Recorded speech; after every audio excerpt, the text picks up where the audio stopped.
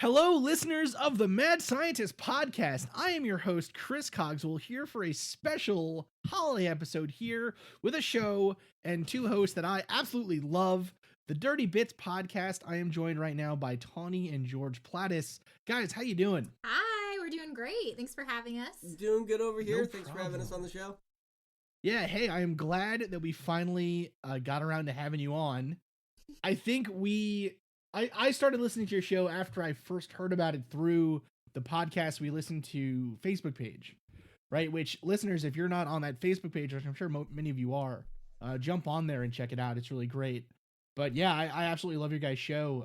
The Dirty Bits podcast, for those that don't know, part of the Orbital Jigsaw Network and part of a Podience group, right? That's what you guys are doing right now. Yes, right now we're doing the Orbital Jigsaw Podience group, which is a group that is for podcasters that want to learn how to monetize, advertise, basically grow it into something sustainable. And then if you're a listener, it's going to bring you in to show you all of these very high quality, carefully curated podcasts. You can get behind the scenes access. You can find out everything about the world of podcasting. And we're trying to kind of bridge that gap for those that are listeners and podcasters who are kind of on that like intermediate level. So it's really exciting. It's connected with the Orbital Jigsaw Network, which is what we're a part of. Very cool. And you guys have been a part as well of a podcast survey that I actually took a little while ago, I think. And I've been seeing it all over the place. So if, what we'll do is we'll put that up on the website as well and on the Facebook page and everything for everyone to go check out. But tell us a little bit about your show. Thank you so much. Our show is called the Dirty Bits Podcast, as we discussed. And what I do with my husband is we retell the scandalous, sexy, salacious stories from history that your teacher probably left out. So it kind of delves into all those little details that may have gotten skipped over in high school that actually make history a lot of fun.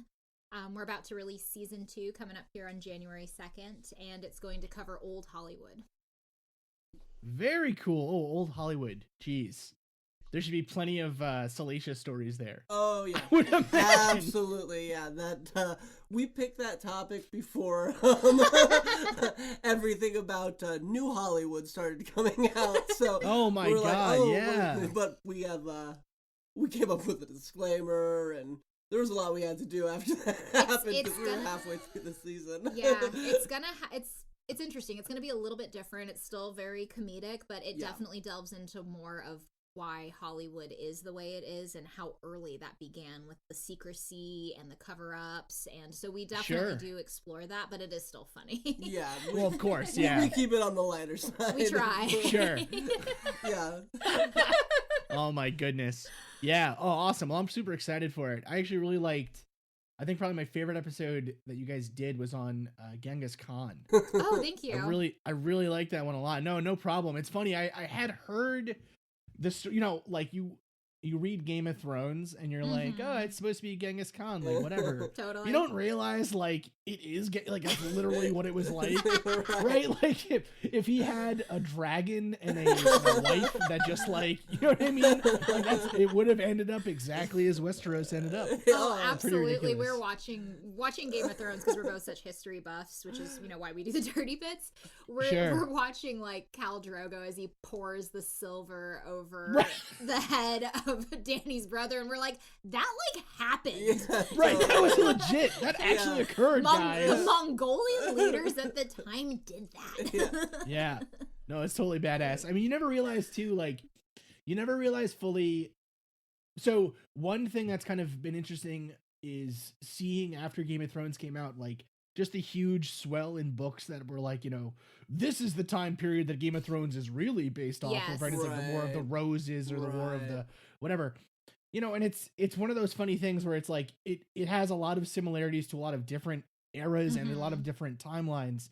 So you can put it on everything. But Khal Drogo is just like, Genghis Khan better sue somebody. Right. You know what I mean? They just stole his fucking whole thing, man. Like, yeah, it's a big mishmash of history, I think. It really is. Like, we watch it and we notice the same thing. It's so funny that you say that. We're huge Game of Thrones fans, and people try to say it's like, oh, it's all about the War of the Roses, and it's like, well, yeah, part of it. Right? Yeah, it's yeah. Yeah, a little bit of War of the Roses, a little bit of Roman, like I Claudius style kind of stuff, a little bit of, ancient India. Like it all ends up getting kind of rolled up in there. Totally. Oh man, so good. So what we were doing for this episode, dear listeners, is I thought who better to talk about some of the more, salacious, sexy, ridiculous stories of the history of science than these two over here. So that is what we are going to do. I don't know. Do you guys want to start here with your story? I'm happy to. I am just so jazzed to talk about Schrodinger's polyamory. All right, let's do it then. Okay. He was a philandering philosopher. He was was he philosophy? I guess so. Yeah, Schrodinger's Listen, cat. at a certain level of science, you end up all being philosophers and scientists at once. So. Yep. It's fine. Oh, yeah. I'm like a little out of my element here, I must say. Like, you are both far more educated than I am. George was a philosophy major. He was in pre-law. You are, educated to, like, the point of me not even being able to understand it because I didn't go to college, so I'm not even sure what everything means that you've done. So Come on! I'm like, I don't even know what that all means, all those degrees and everything. So, listen, I was a philosophy undergrad as well. You were? So nice. George, we're on the same wavelength there, awesome. Man. Yeah, awesome. Yeah, a lot of philosophy of science. That was what I originally when I went to school. I wanted to be a theoretical physicist until I realized that meant being like a physicist without any money. Right? like basically those positions are like you become a professor or you start working on stuff that can be turned into weapons, and those are like the only options. And I was like, well, I'll go into engineering then instead. I'll just be into philosophy as like a side thing. And so actually my podcast is like my love letter to the philosophy I didn't get to do. Aww. It's kind of like it's kind of my attempt to branch out of science, but no, please, come on. I had a very similar experience. It was like after 2 years, it's like, yeah, no one really is going to care about epistemology. I have to like figure out a way to make money with this. And it was like, okay, well, I could do ethics and have that be pre-law. So, right. So yeah, begrudgingly. It was so funny in our philosophy department, we had the few students who were there just for like pure philosophy who ended up going to get like their PhDs and stuff and are now becoming professors, like, and those people, just super jealous of, like, damn. And then you had like the 85% of us who were doing philosophy because we loved it but knew we couldn't make any money off of it. So it was like a lot of those people now are like, biologists or lawyers or doctors or, middling podcast hosts. So it's chill. It's like, it worked out great. Yeah. Anyways, all right. So Erwin Rudolf Joseph Alexander Schrodinger, one of my favorite scientists. That's the one. The one and only. So this guy was big deal, huge Nobel Prize winning Austrian physicist. He develops all these like fundamental results in quantum theory. He forms the basis of wave mechanics. He proposes this completely original interpretation of the physical meaning of wave function. He's the author of all these books, papers, articles in all these fields of physics like statistical mechanics, thermodynamics, color theory, which, as we know, I don't understand, Chris. So what is color theory? Do you know? So color theory is basically the idea of how do we perceive color, right?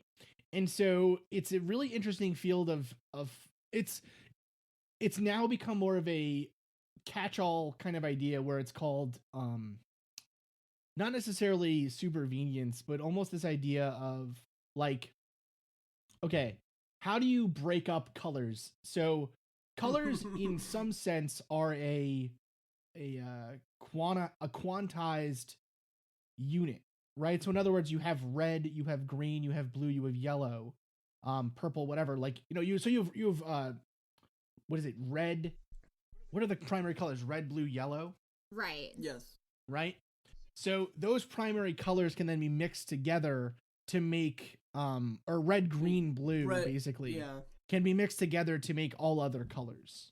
right? Different versions of those, along with black and white, the brightness can be mixed together to make the full spectrum of colors. And so color on a physical scale is just wavelengths of light.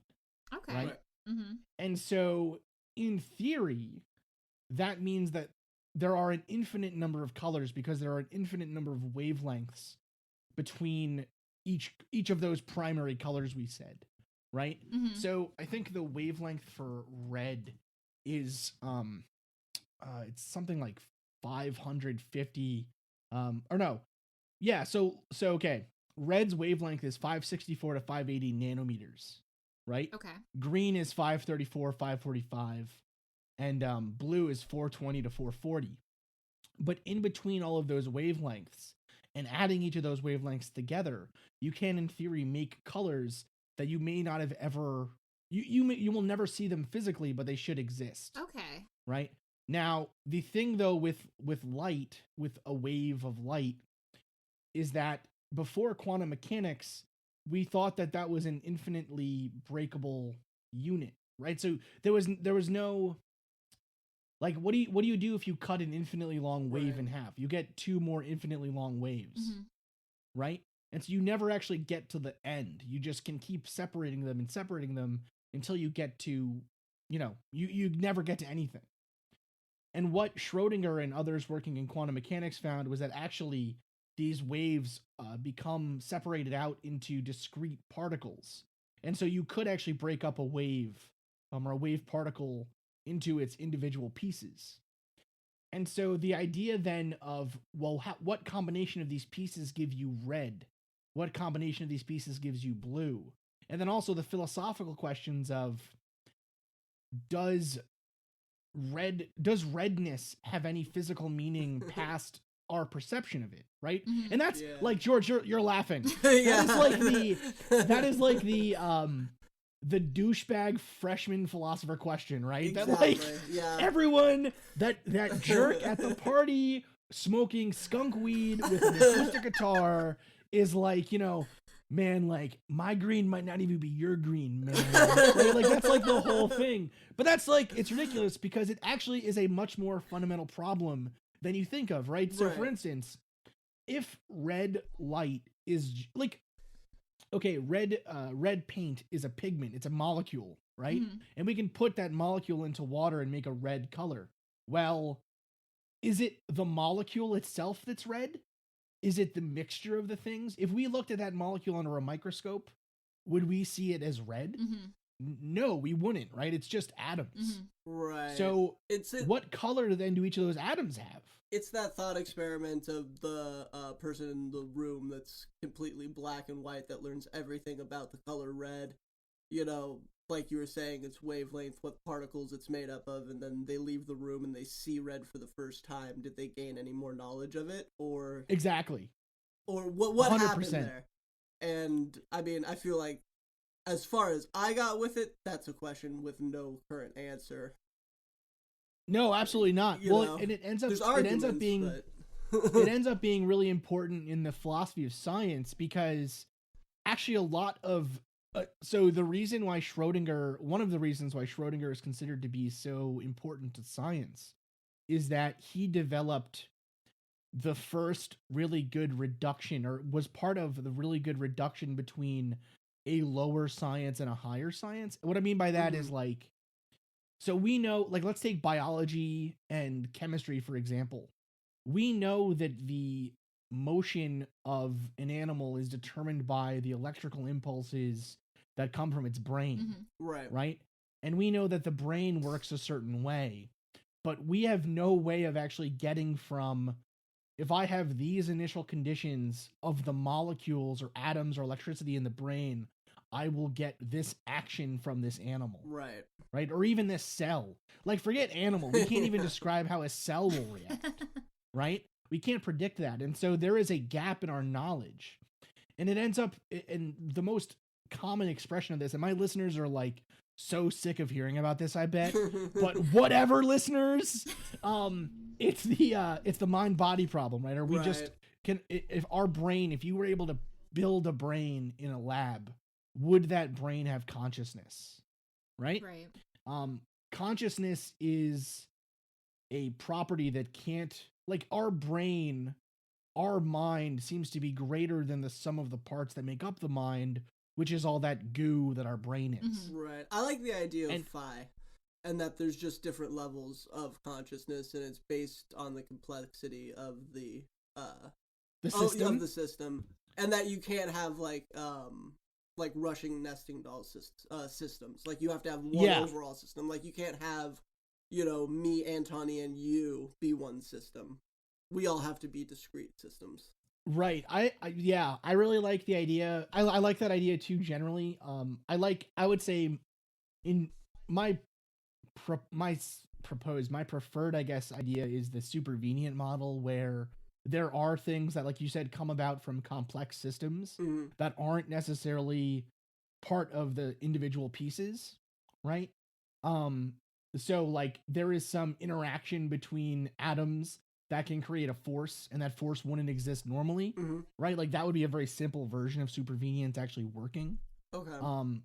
But so this is a very long-winded explanation for colors is one of the most simple versions of that you can explain to someone. If you kept breaking apart a red brick into its individual pieces all the way down till you got to atoms, at what point would you lose the redness of the pieces? Okay. Right. Right? And so that is kind of the question that part of the question that Schrodinger was so interested in generally. But of course, he was also like much better at optics than I am. So it gets a lot more complicated. That was a great way to explain it to somebody, though, who doesn't have any basis past a high school education. So I'm like, no, I get that. That makes sense.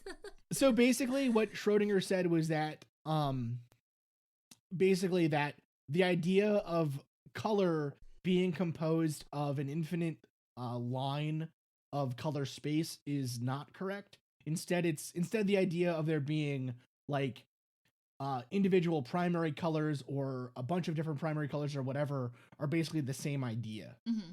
Right? And so that was kind of where he worked, and it is very relatable to his work in quantum mechanics, because he was basically showing the same, or working in the same idea kind of field, where this thing that we thought was a continuous, never break apartable line Mm-hmm. Mm-hmm. is actually composed of these smaller pieces that are the fundamental parts of matter. And well, at least we thought so then. Right. Now it's gotten more complicated. The deeper we go, the weirder crap gets. Anyways, okay, so Oh, man. we got this dude and his weird ideas. Yeah, he was a kook. He did all kinds of fun stuff that doesn't make sense to me. Like, he addressed the problems of, like, genetics. He had, like, these theories on, like, unified field theory. He was just, like, Schrodinger's cat. He was just this incredibly brilliant scientist. I feel like everyone says Schrodinger's cat and they think one thing and it's really another thing. What do you Yeah. What do you mean? I learned don't about it know with what you. the other thing is. Let me put it that way. But I have a sneaking suspicion that the thing everyone thinks it is not correct. Oh, how they like have this weird perception of like the multiverse with it, that Like, kind of a yeah. thing. Like they don't Yeah. fully understand what it actually means. I've seen that, like people that have like kind of a misunderstanding about it. Like, Yeah. like a Online. cat doesn't just magically appear in a box. Right. Yeah, no, it's- You know? It's actually a much more evil experiment that he thought of setting up. It's how would you guys describe Schrodinger's cat? Like, what do you think that tells us? I want to hear Toddy. You want to hear me explain Yeah. it? You're so, I know. I'm like, I want to put you completely 100% on the spot. Okay. Seriously, man. Okay, so She's looking up Wikipedia. I'm not letting Listen, you off the hook. I need to make sure I don't mess up that. No, I'm just kidding. I will not cheat. Very good. You went back to the George is gonna Good. narrate I'm everything. really, My I'm doing. goodness. I'm really proud of you.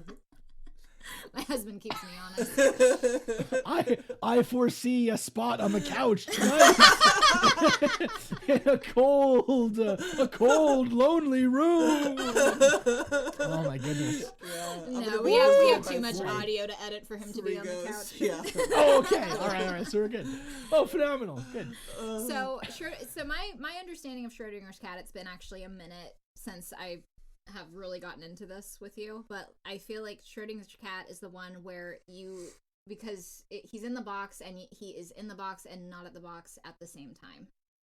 Right? Like, that's the whole thought experiment. See, I'm going to totally duck the question and say that it has to do with the observer effect, and that... It's like if a tree falls, like if nobody's around, you hear the tree fall. Not really, just like we can't... there's no way for us to measure something without affecting it. Yes. Okay, that is... So you're both close. You're both really close. It is the observer effect. So... It's kind of a way, it was a simple way for them to explain how weird things are at the quantum mechanical scale. Mm-hmm. Like the light that's hitting the thing that allows me to see it is actually moving it in some way. Oh yeah, so yeah, okay. So the perfect example of this is what's known as the slit experiment, or the foil slit experiment. And so basically what this was, imagine you have a gun that's shooting. Imagine you're shooting tennis balls through a film or through a wall, and that wall has has like a dot, like a hole, where someplace on the wall, and so you're shooting tennis balls towards this wall, and there's a hole. And if you were gonna actually forget tennis balls, let's say they're paintballs. You're shooting paintballs at a wall, and behind the wall is like another white wall. Sounds like fun. Yeah, if you were shooting at like a random way, so you were shooting at every point on that wall, behind the wall on that white surface, what would you expect to see? You would expect to see a dot, like a circle of paint, right, where those paintballs were being able to break through the wall where that hole was. Right. And so that should work with electrons too. And so instead of using a paintball, you use an electron or a photon, you shoot it, and the hole that you've made is really small, almost towards the size of the electron itself. And behind that piece of filter, you put a photo or electrical luminescent film. So for instance, when a photon or a wave of light hits that film, it'll brighten up. Okay. Right? Right.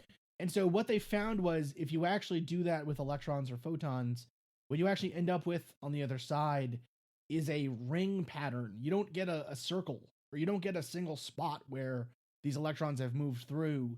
You get what appears to be a wave pattern. So there's imagine like a target, how that looks. Right.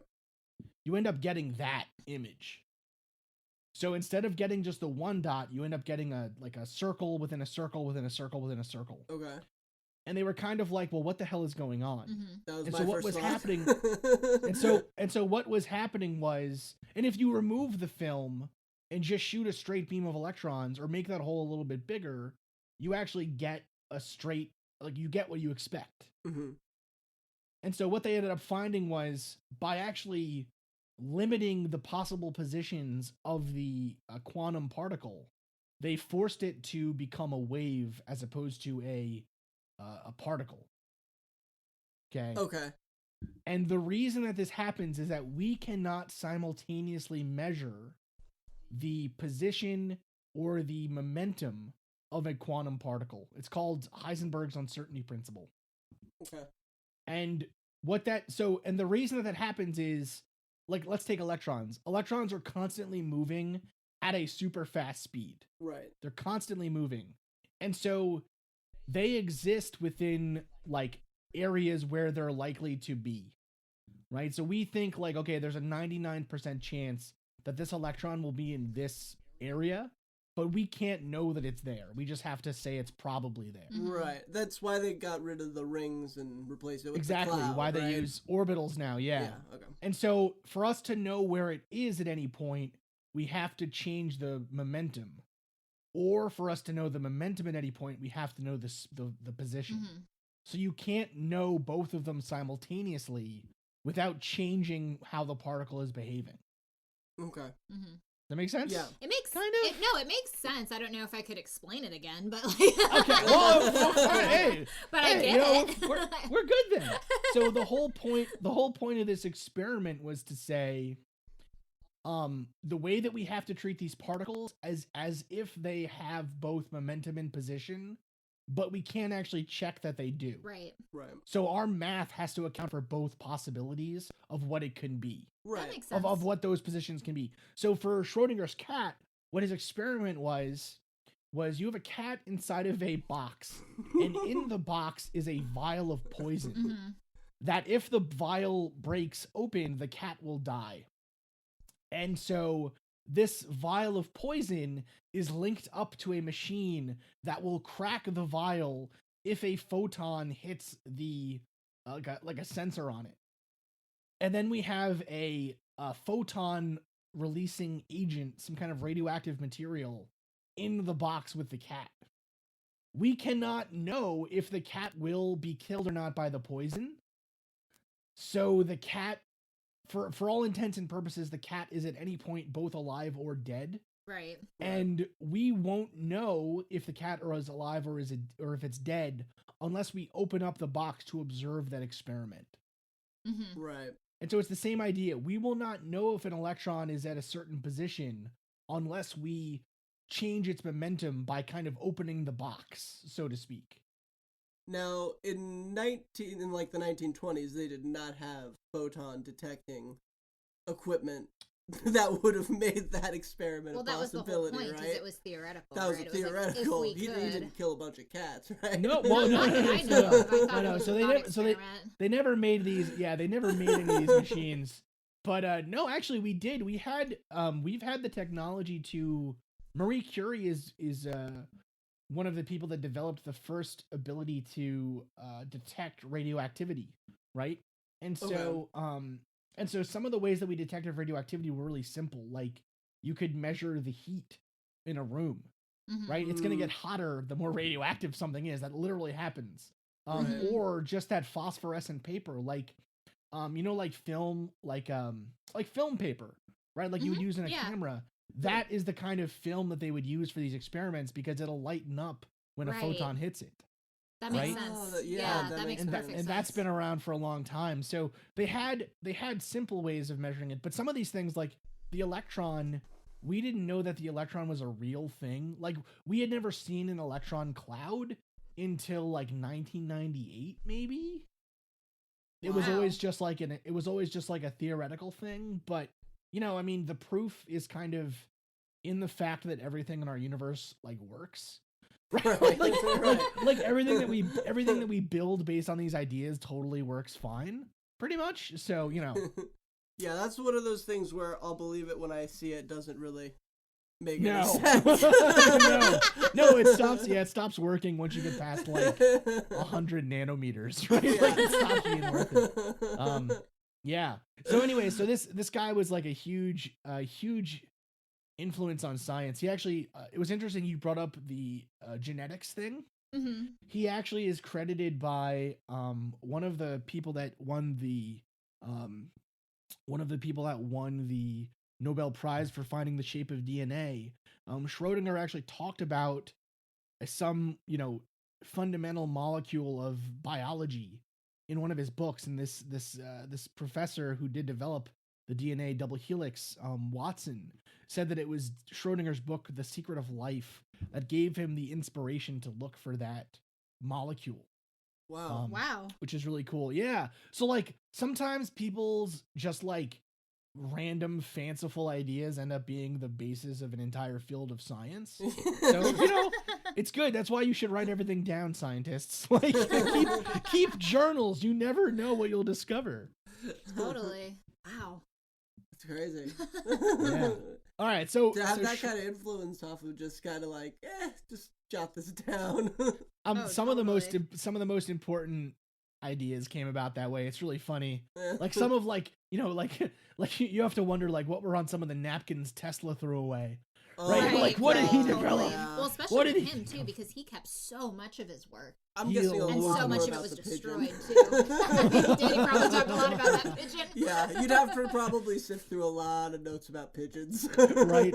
And Hurry the number 3 and how afraid he was of it, and like, Yeah. he loved that. Yeah, it was good stuff, man.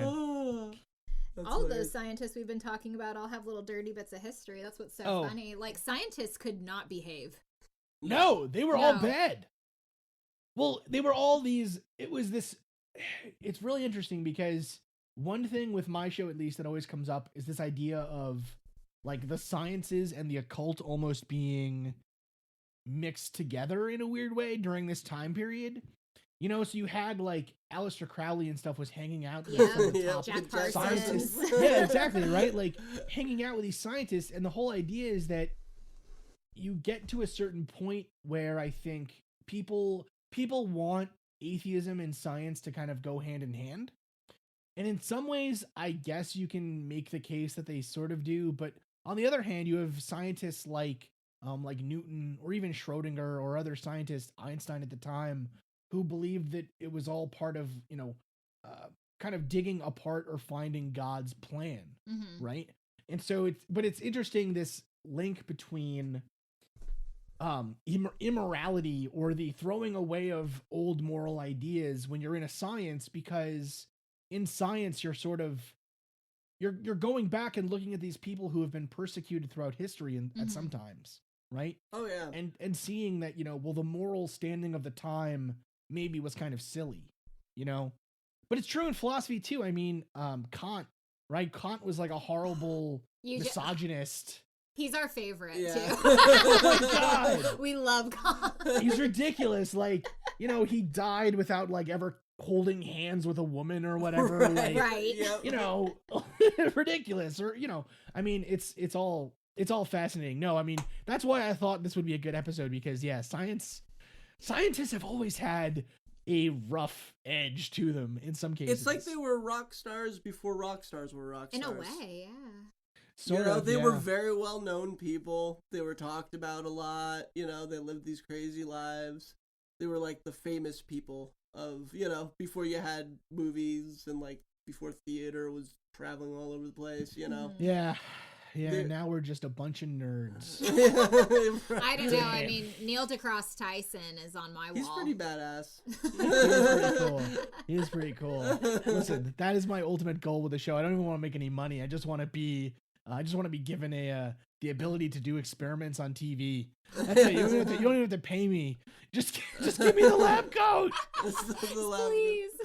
Ridiculousness. Oh, that's funny. All right, cool. All right, so Schrodinger's, I guess his personal life was a little bit interesting. It was. He couldn't keep it in his pants. He, Oh no! he couldn't. He couldn't. Just like his cat.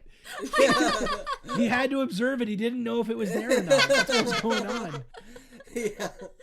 Well, He did it's a lot of interesting. observing. Well, Oh my goodness. What's interesting about him though is he claims to have been polyamorous, which is legit, as long as you talk Okay. to your partner about it, it's fine.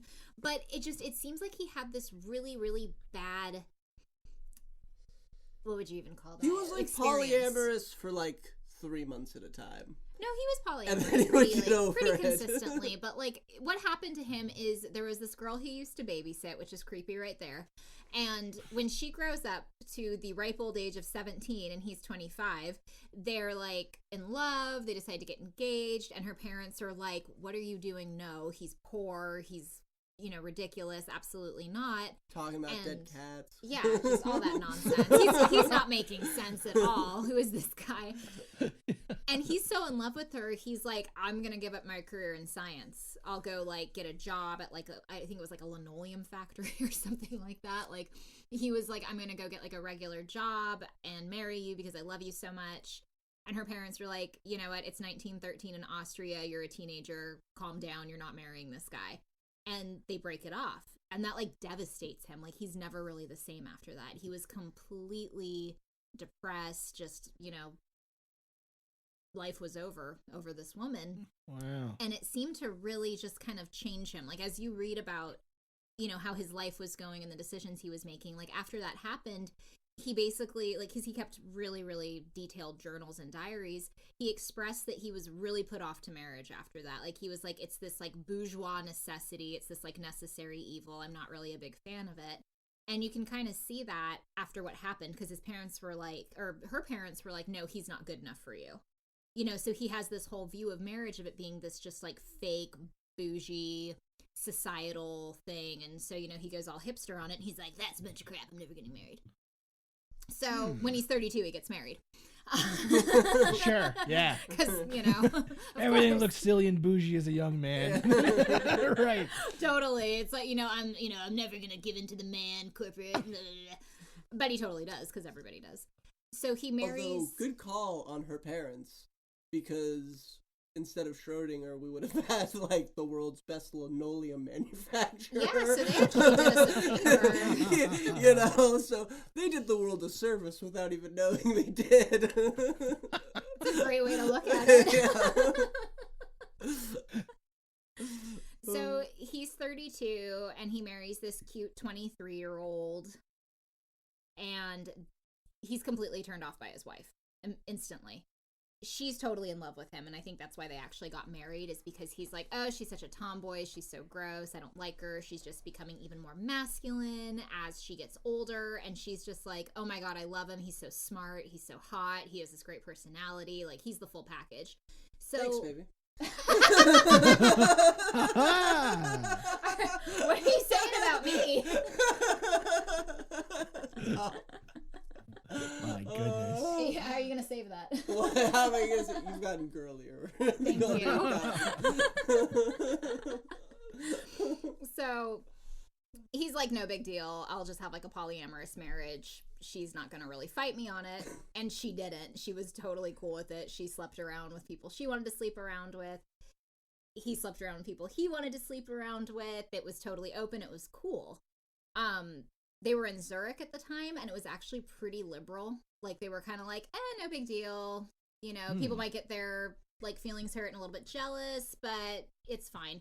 It was pretty progressive. Like, they had kind of reached that, like, sexual revolution a la Kinsey years before Kinsey started doing his thingy in America. Was he well known at this time? Who? Kinsey? Schrodinger. Or Schrodinger? No, he was getting there. Yeah. Yeah. Like, fairly. He was making a name for himself. Yeah, he was, for sure. Like, he was starting to get, like, because this is pre-Nobel Prize, right? Mm-hmm. Okay. Yeah. So, he kept a record of all of the names of his lovers. Of course he did. Because he's a Of scientist. course he did. For He's research. Just in case. Make a scatter He might plot. forget. Oh my goodness. There were so many. He was such a playboy. He can't possibly just remember all of those names. Right. So he made a list. And he has a little code next to each affair, or the denouncement is what he called it, like, to kind of like keep track, like, okay, we're sleeping together, like, at this time I'm breaking up with them here, this is the last time we hung out. He's like managing his women. Yeah, Oh it's a total God, yeah, scatterplot. seriously. Line of best fit.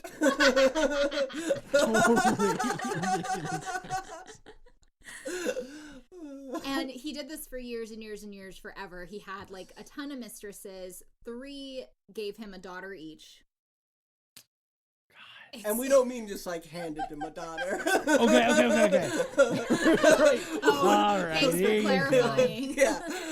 I was confused. Yeah. So he's just, going around just banging a bunch of chicks. And in 1934, the Nazi party's like, doing their thing in Germany, where he's hanging out, and he's not down with that anti-Semitism business they have going on. So he's like, I'm going to dip from Germany, go become a fellow at Oxford, it'll be perfect. He saw the writing on the wall. Yeah, damn, dude.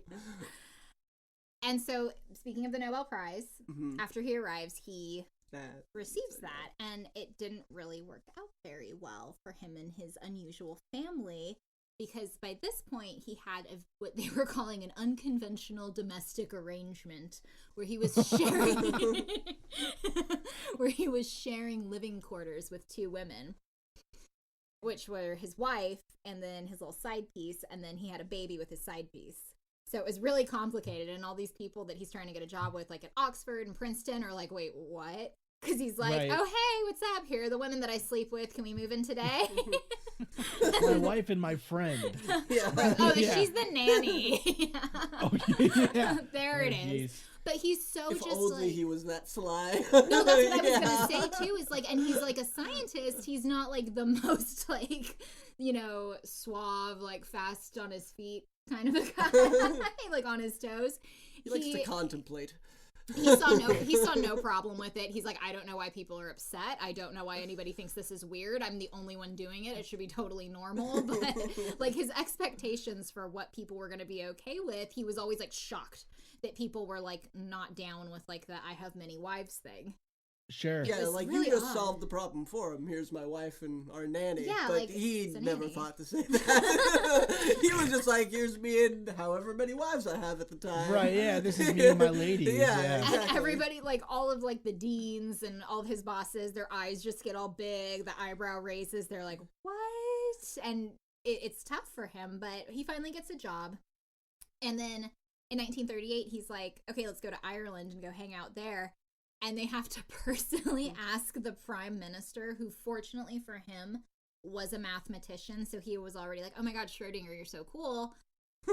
And he's like, no problem. Let me grant you a visa for your wife, you, and your girlfriend, Oh, wow. and come live, all three of you, in this cute little house in Dublin.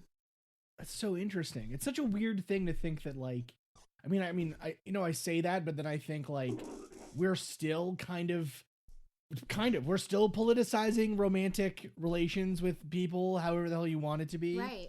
But, damn, that's craziness. It is. So they ended up moving to Ireland. He did. He ended up And- moving to Ireland. Okay. See, the okay. thing that shocked me is like, when's the last time we had a prime minister of anything that was a mathematician or Oh, like I a don't know. physicist? Very true. You know, I think- like that'd be I think nice. actually, the president of China, I don't think this current one, I think the one previous to him was a chemical engineer, actually, Mm. which is pretty cool. That's pretty cool. But yeah, no, the United States, we haven't had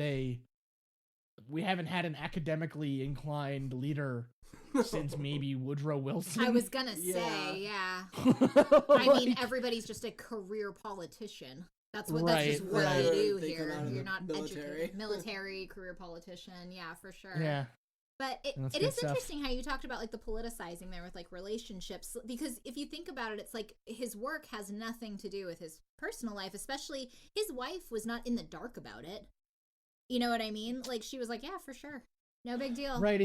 It's interesting. I mean, there are other famous stories, of course, of, again, I think this comes with the idea of scientists being, there's always been that idea in history and in pop culture, I guess more so than history, really, of kind of the eccentric scientist who, will lose his hat on the train or something and accidentally discover a new particle, or like, they're like Right. almost Mr. Magooing their way through life. And Yes. my wife says that's how I do things, actually, so I shouldn't really make this joke possibly, but and they always, there have been a lot of scientists who, again, because their work is oftentimes going against the prevailing notions of the time, and therefore they have more pragmatic or maybe unconventional ideas compared to everyone else around them, Mhm. Mhm. that they end up with these sometimes unconventional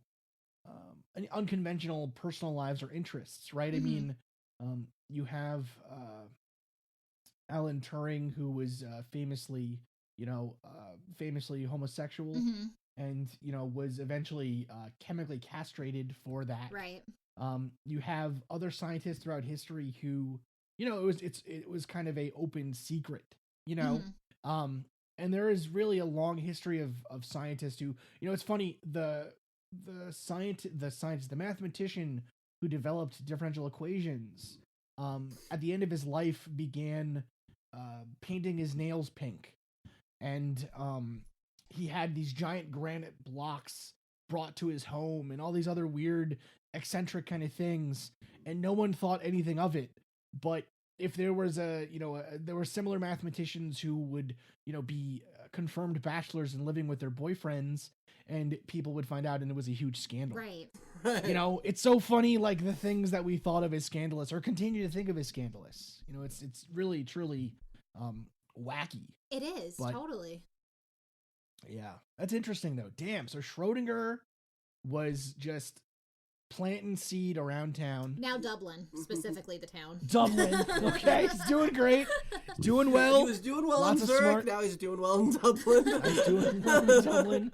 Lots of smart grandbabies. That's good. Yeah. He Um, did well everywhere he went, it seemed, and he did really, really well with young women. It always seemed like he just kind of had that thing. What and do you that's know? Well, that's what brought me. Well, no, it brought me back to what happened to him when he was 25. Right. Too. It was just like this lifelong trend, and I feel like that's been touched on in many works of literature, where like something like that happens to you, like with your first love, and that like affects you in your romantic life for the rest of your life. Right. You know what? Right. It also too, like before we started on these Yes. scientist stories, whatever, we were talking about old Hollywood Mhm. and even modern Hollywood, right? Like there's something intrinsically, like science has not been immune to the Me Too movement or the Right. horrors of, you know, what a lonely man with power can do Right. to Mhm. harm other people. You know, there are all these stories of professors who end up marrying their graduate students. I'll never forget. We had such an uncomfortable lecture at my university. I won't say the person's. I don't even remember the guy's name, Mhm. but he was telling this story about how he developed this new technology, and he was like, you know, and my grad student who was working on it at the time was just, you know, the sexiest, most wonderful woman I'd ever seen. And everyone in the room was just like, What? And then he was like, and then I married her, and everyone was like, oh, ha, ha, ha. And, you know, started clapping. And it's like, why are you fucking clapping? She was like 20 years old, and he was like 50. That's fucked. Like, It that's not is. cool, guys. Well, You know, like mhm. the idea of power, these power dynamics. I think, you know, as we go back and now look at the way that societal power interacts and affects our relations with other people, we're gonna find more and more heroes to tear down. Oh, you know? absolutely. I agree 100%. It's interesting though that a lot of, you know, thankfully a lot of my philosophical heroes were like asexual and weird. Right? So that's good. So thank God. Woo! You know, oh my goodness. Categorical but- imperative. Yes, we're all good. You can't get into a sexual harassment deal if you never have sex. Yeah, exactly. Perfect. No, but it is true though. Like I'm really interested to see how it does actually affect and change academic science as it is now, because there is, even outside of the dynamic between, you know, whatever, like romantic relationships between professors and students, or even grad students and students, or whatever, there's also the idea of the power dynamic between just the professor and the student themselves, in the sense that for all intents and purposes, grad students are basically servants. Right. You know, like they don't have lives, Right. right? So, anyways, that's fascinating though. So Schrodinger, so did they end up staying in Ireland? They did, and he of course found another woman in Ireland, because Just had why? to whip out that Nobel Prize. Is that what they're? Is that polishing what he it. was calling it? right. He's I was gonna say he was polishing it on the train, but then you said, "Is that what he's calling it?" Now it makes a whole new level of strangeness. I don't think it was that bad. Nobel Prize I've ever seen.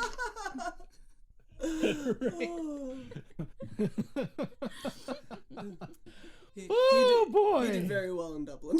Yeah, he did great. He hooked up with this Interesting. former married actress named Sheila May, knocked her up, and then wrote in his diary, this is a quote, "I am the happiest man in Dublin, probably in Ireland, probably in Europe." So scientific. Whoa! Nice. Yeah, he had to hedge his Yeah. bets. He didn't wanna make it a completely obtuse claim. Right. Interesting. Wow. So, you know, he just loves her so much. She's so amazing, until he gets sick of her and moves on, like he's one to do. And you keep seeing this pattern throughout his life, and it's really interesting. So I course, had to look more into that. And one of the biographers has this theory that he needed this tempestuous sexual adventure to inspire all of the discoveries that he was making. Kind of like how we were talking about, which I thought was really interesting, and it's kind of a cop-out. I was gonna say. Right. It's for science. You don't understand. He's such a douche. Like, he writes in one of his lovers, like, he goes about the many women that he was, doing the mattress dance with. He goes, "Poor things, they have provided for my life's happiness and their own distress. Such is life." And I'm just getting this, Jeez. yeah. So the more that I'm reading all of this, a bit dismissive. well, because that's the thing about people that are like fairly recent additions to history in a way, Right. It's not like, looking back things for hundreds and hundreds of years where it's like, well, we assume because of this and that and the other and like secondary sources. Yeah, the farther you go back, the more you can excuse. Like, the guy wasn't Genghis Khan. No, it's just like you actually have his words. You have Right, his words too. right there. So I'm reading this guy's words and I'm getting an impression of him, as opposed to Genghis Khan, where I haven't really found a whole lot of diary entries for that guy. Right. You're not gonna. not a big writer. Not a big No, writer. he like never updated his blog. I don't know what he was Did not- doing yeah. during that whole Didn't time. have a lot of time. Zenga. His hands were always busy. Zenga. Genghis the dork. XX. Yeah. That's ridiculous. It is interesting actually. It is, there's always this big thing whenever we find out that our heroes are sort of less than, right? And Schrodinger is not a particular hero of mine necessarily, but there are some of these people you look back on in history and you're like, oh my goodness, they were terrible people. Oh yeah. Right? Oh yeah. So like, I'm sure there are plenty of people who have read, they have this ideal of Einstein and then they read one of his biographies and they're like, oh no. Oh, he was Yeah. he was such a tool. He was Yeah. not nice. No, he was not a great dude. Or even there, there's just myriad examples, whatever. And yeah, you're totally right. The closer they are, it makes me worry about Bill Nye's diaries. Oh no, I've already put up that totally. what would you even call I've that? scratched him off the list already. No, I'm Dude. I'm putting up like walls to guard myself. Like I kind of just assume everybody probably has that stuff who's famous. You know or what? who's Just well that known. new Oh, yeah. show is enough of a strike against him. He's done enough. Oh goodness. So Schrodinger is this pretentious, just douche with an ego, and I'm like, what is it that's making him this way? Besides like that whole incident when he was younger. So I'm reading, and I find this article that's published in 1990 from the New York Times, and I'm like, oh my god, now everything makes sense. He drives a BMW. Damn it! I knew it. I knew there was something I didn't like about that Schrodinger. Oh, okay. Now I get it. Perfect. So Oh, man. that's the story of Schrodinger. I mean, in that a nutshell. biographer is so ridiculous, saying that he needed what's the quote here? Tempestuous sexual adventures to inspire those great discoveries. That's like, seriously. that's like saying, Seriously. before I edit this audio, babe, I need a tempestuous sexual adventure. The only way. Like, But that's before you different. We have- record. Wait, does that work? No. Does that work for you? Oh my goodness. It does when you do a sex podcast, but I wouldn't recommend it to Okay, anybody okay. else who isn't married to their editor. What a really though, it's so funny. Like that is such a cop out, such a stupid excuse you. for being horrible to other people. Right. Like, I mean, I don't know. You know what it reminds me of is there's this book. Not a lot of like non-philosophers have read this book, but Either or by Soren Kierkegaard. Oh yeah. And he I don't think it's A, I think it's B, the character B, where his whole thing is like going around and getting into engagements with young women, marrying them, betting them, and then leaving. Right. Mhm. Right. And his whole story is about this idea of like these dalliances that he has, and it's all for the thrill of that momentary taste of love, and then he leaves and does none of the hard work. Right. And it's a very, I mean, it really makes me think. Well, it makes me think that Schrodinger was probably a very unhappy person generally. Yeah, totally. which like explains his love of math, I guess, because we're all very sad people that love math. Interesting. Well, that's really cool. I know it's super fascinating, and that's why I love what we do, like with researching what we do, is because if you've listened to my show, like I don't go extremely into the academics of a lot of what I'm talking about. I like to talk about how these people's personal lives influence their decisions and history because of who they were and what they were doing. Because everybody's a person, everybody acts on their emotions. There isn't anybody who like truly acts selflessly. And that's what's so fascinating, is because you see how these people are shaping our society from just the get-go, and how everybody really is a person. Everybody has some of those like weird quirks, and I feel like it kind of brings more humanity to that. So yeah, it's so much fun to learn about all that stuff. He just opened my eyes to so much. I was like, this all makes perfect sense. I feel like I have such a better understanding. Yeah, no, it's really interesting. Oh man, good stuff. Well, thank you for that story. Thank you for letting us share it. Really It's one of our favorites.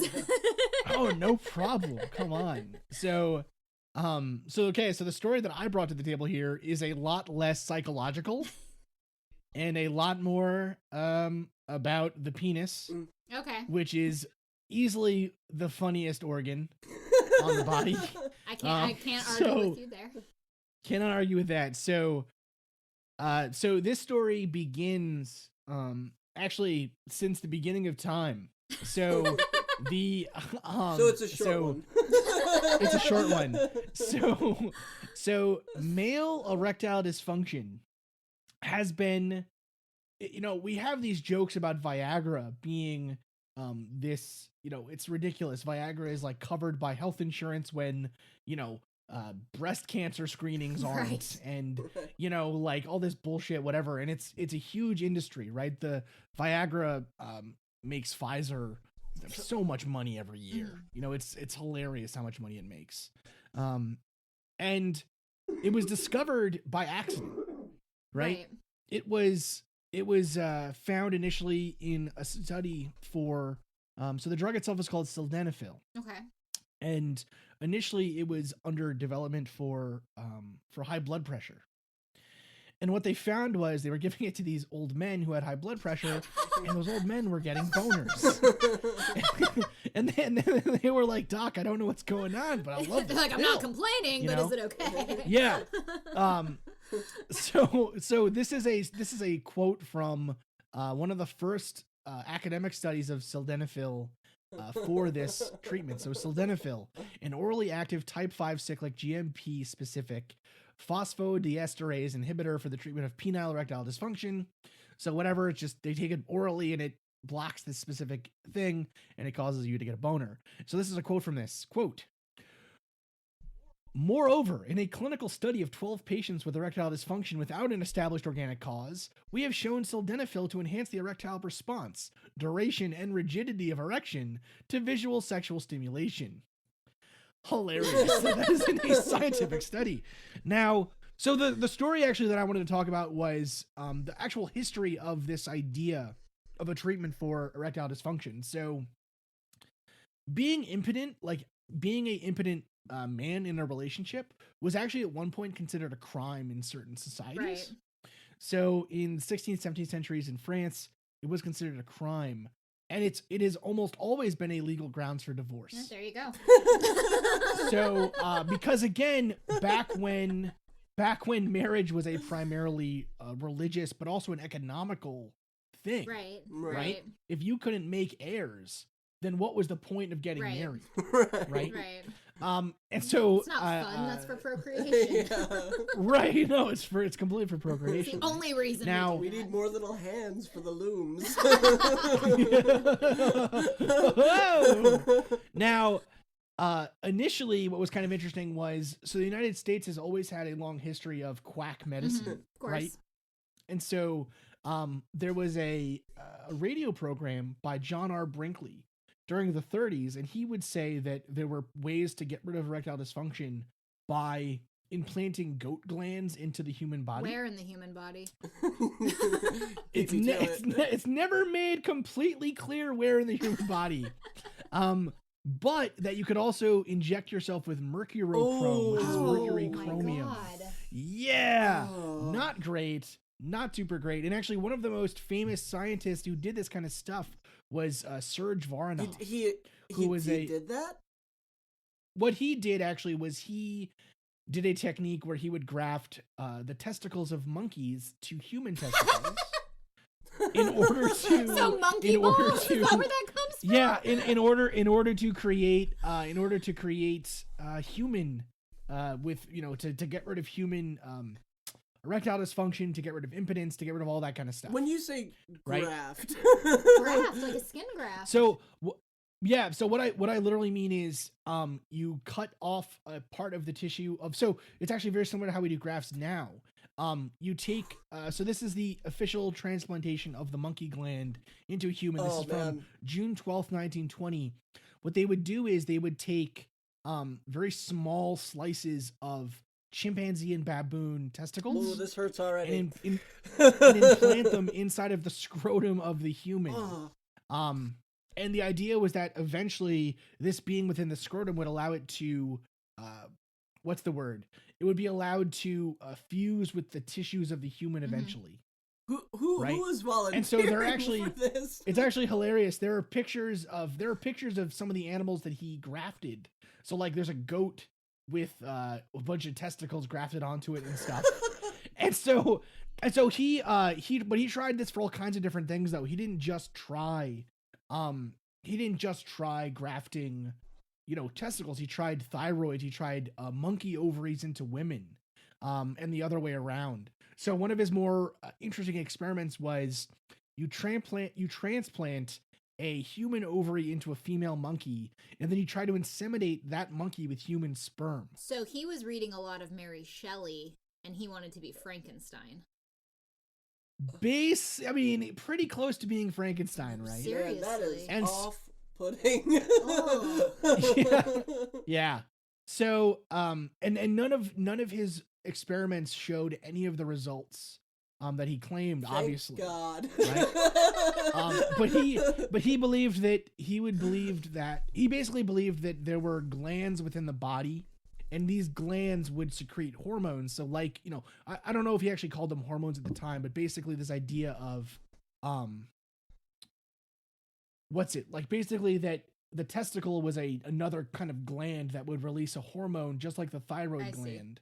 And so by transplanting that into a human, the idea was that you could kind of jumpstart the production of glands within humans, right? Ooh.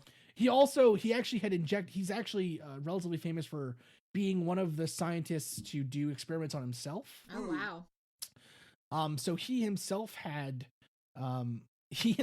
ground up dog and guinea pig testicles injected under his skin. Oh no! Which did not stop him from aging the way that he thought. That's shocking. I'm very surprised.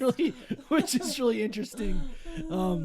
So yeah, it's quite fascinating. So this guy was a nutcase.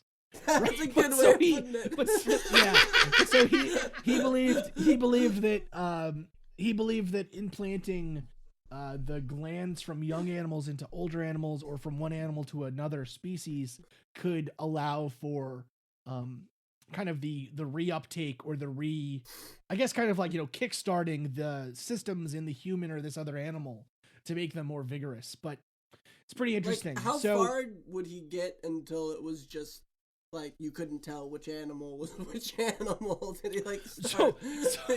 So he limited. Okay, so he limited himself to just putting basically testicles into different parts of the So it was really animal. just all about the testicles. It was all testicles all the time with this guy, all testicles all the time. Yeah, it's really interesting, and he actually had quite a bit of success during his lifetime. He gave presentations in front of the International Congress of Surgeons in the UK. He had books at the time that were very well known. One of the funny things, there's a poem, I guess, by E.E. Cummings that talks about the famous doctor who inserts monkey glands in millionaires, which is quite interesting. So yeah, it's good stuff. So all of this comes down to there was a huge interest in trying to create more vigor in older people, right? And it kind of goes along with this idea of anti-aging generally, Mhm. right? And one of the more interesting things that occurred with this whole idea, though, was the creation of a drug that was thought to increase sexual vigor. And that was what would become known as Viagra. But one of the more famous cases of this is a story of Professor G.S. Brindley, who this experiment happened in 1983. And I'm going to read from one of my favorite scientific, not really a paper, but a story. And the story is called How Not to Communicate New Scientific Information, a memoir of the famous Brindley lecture by Lawrence Klotz. And this is from 2005. And so this I'm going to just start from kind of the middle here. The lecture, which had an innocuous title along the lines of vasoactive therapy for erectile dysfunction, was scheduled as an evening lecture of the Urodynamic Society in the hotel in which I was staying. I was a senior resident, hungry for knowledge, and at the AUA I went to every lecture that I could. About 15 minutes before the lecture, I took the elevator to go to the lecture hall, and on the next floor, a slight, elderly-looking and bespectacled man, wearing a blue tracksuit and carrying a small cigar box, entered the elevator. He appeared quite nervous and shuffled back and forth. He opened the box in the elevator, which became crowded, and started examining and ruffling through the 35mm slides of micrographs inside. I was standing next to him and could vaguely make out the contents of the slides, which appeared to be a series of pictures of penile erection. I concluded that this was indeed Professor Brindley on his way to the lecture, although his dress seemed inappropriately casual. The lecture was given in a large auditorium with a raised lectern separating by some stairs from the seats. This was an evening program between the daytime sessions and an evening reception. It was relatively poorly attended, perhaps 80 people in all. Most attendees came with their partners, clearly on the way to the reception. I was sitting in the third row, and in front of me were about 7 middle-aged male urologists and their partners in full evening regalia. Professor Brindley, still in his blue tracksuit, was introduced as a psychiatrist with broad research interests. He began his lecture with aplomb. He had, he indicated, hypothesized that injection with vasoactive agents into the corporal bodies of the penis might induce an erection. Lacking ready access to an appropriate animal model, and cognizant of the long medical tradition of using oneself as a research subject, he began a series of experiments on self-injection of his penis with various vasoactive agents, including papaverine, phentolamine, and several others. While this is now commonplace, at the time it was unheard of. I love that this was written in 2005, and the guy's like, people are always injecting their dicks with stuff. His slide-based talk consisted of a large series of photographs of his penis in various states of tumescence after injection with a variety of doses of phenolphthalein and papaverine. After viewing about 30 of these slides, there was no doubt in my mind that, at least in Professor Brindley's case, the therapy was effective. Of course, George is on the floor right now. Of course, one could not exclude the possibility that erotic stimulation had played a role in acquiring these erections, and Professor Brindley acknowledged this. The professor wanted to make his case in the most convincing style possible. He indicated that, in his view, no normal person would find the experience of giving a lecture to a large audience to be erotically stimulating or erection-inducing. He had, he said, therefore injected himself with papaverine in his hotel room before coming to give the lecture, and deliberately wore loose clothes, hence the tracksuit, to make it possible to exhibit the results. He stepped around the podium and pulled his loose pants tight up around his genitalia in an attempt to demonstrate his erection. At this point, I, and I believe everyone else in the room, was agog. I could scarcely believe what was occurring on stage. But Professor Brindley was not satisfied. He looked down skeptically at his pants and shook his head with dismay. Unfortunately, this doesn't display the results clearly enough. He then summarily dropped his trousers and shorts, revealing a long, thin, clearly erect penis. Oh my god, he had to There was- describe it. So There was not a sound in the room. Everyone had stopped breathing. But the mere public showing of his erection from the podium was not sufficient. He paused and seemed to ponder his next move. The sense of the sense of drama in the room was palpable. He then said with gravity, "I'd like to give some of the audience the opportunity to confirm the degree of tumescence." With his pants at his knees, he waddled down the stairs, approaching, to their horror, the urologists and their partners in the front row. As he approached them, erection waggling before him, 4 or 5 of the women in the front rows threw their arms up in the air, seemingly in unison, and screamed loudly. The scientific merits of the presentation had been overwhelmed, for them, by the novel and unusual mode of demonstrating the results. The scream seemed to shock Professor Brindley, who rapidly pulled up his trousers, returned to the podium, and terminated the lecture. And this guy, he actually had a single author paper about these results, and his lecture is one of the most famous in the history of science. bet it I'm is. sure. Yeah. So I just love that this guy, the person writing this, was like, we got to put in there that it was No, long. that's what I was Yeah. saying too. I was just We just like, gotta we get had the to make weird- sure we knew what that dick looked like. Oh my he was trying goodness. to So demonstrate the timidity? Was that the word? tumescence, Tumescence. which actually here, let me pull up a let me pull up here I'm a gonna use good that in everyday parlance. it's a really good Of one. course you will. So tumescence is the quality or state of being tumescent or swollen. Okay. So If you ever- yeah, he was like, everyone come look how swole I am. Pretty gross. If you ever like hurt your finger, I'm like, oh, it's very tumescent. Oh, my long thin fingers. No, very tumescent. God.